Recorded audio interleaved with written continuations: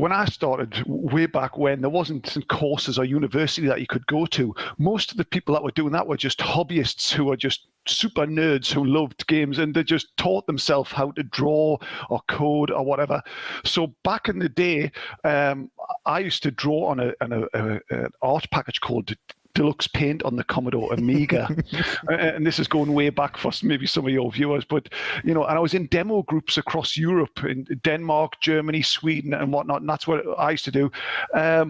And basically, I left school, and my mother said, I think I'd left school, and I had a summer of doing nothing, listening to Pink Floyd and drinking cups of tea, very British. And my mother went, you know what, you best go get a job. So I applied for a job and used this artwork that I'd done with this, art package on the Commodore Amiga back then. And I went for the job, turned up, went for the interview. It was in August. Left, didn't even say goodbye, just left the disc with art and ran out because I was only very young.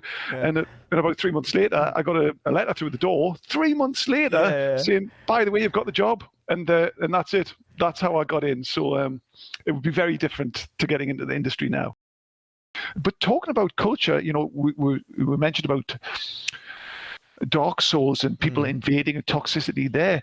What was quite interesting in that game is that you can't actually speak to anybody, and so everything's done through gestures, and there's a certain etiquette that's lived by there.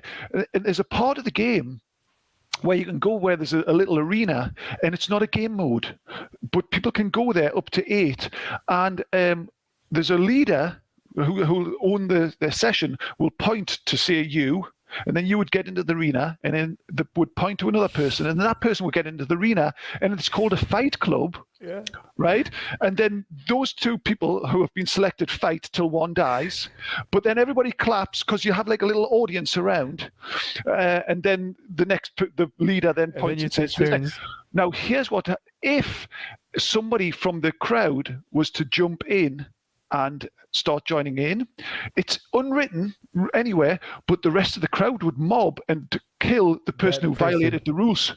No way. So there's this own rule set that keeps everything, living this code of honor within the own game, which is amazing. So the other end of toxicity, there's like this way of behaving in the game that is acceptable, and if not, the rest of the people will self-police to make sure that it goes correctly.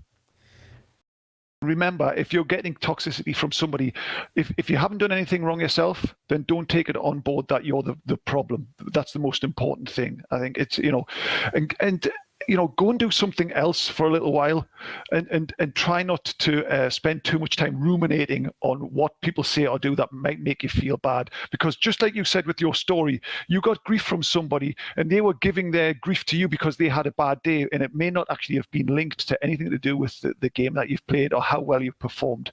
So a lot of the time, the bad vibes that you get may not be exactly related to the performance of the game that you're playing.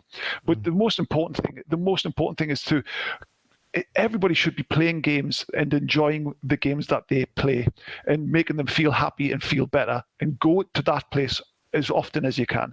You don't want to. Games should never be a place where you go to feel bad.